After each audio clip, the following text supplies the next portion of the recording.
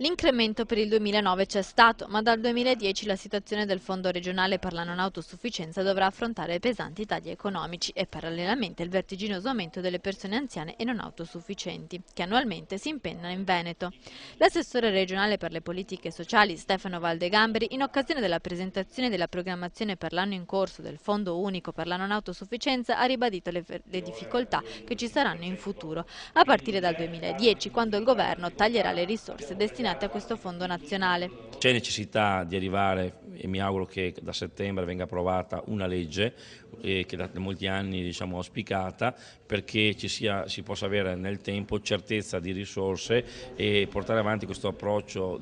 unitario nei confronti di questo tema della non sufficienza, che sta sempre di più diventando uno dei grandi temi, delle grandi sfide del nostro futuro, del nostro welfare. Il fondo per il 2009 assomma 680 milioni di euro, di cui 660 provenienti da risorse regionali e 21 dal Fondo nazionale. Una cifra considerevole che verrebbe a mancare, e per questo Valdegamberi chiede con urgenza una legge regionale per affrontare in modo adeguato il bisogno crescente di servizi rivolti agli anziani non autosufficienti e alle persone disabili. In particolare l'intervento, che coinvolge anche le aziende USL, dovrà riguardare due grandi settori. Il fondo di riparto per la non autosufficienza riguarda gli interventi di domiciliarità e residenzialità per le persone, semiresidenzialità per le persone anziani e disabili.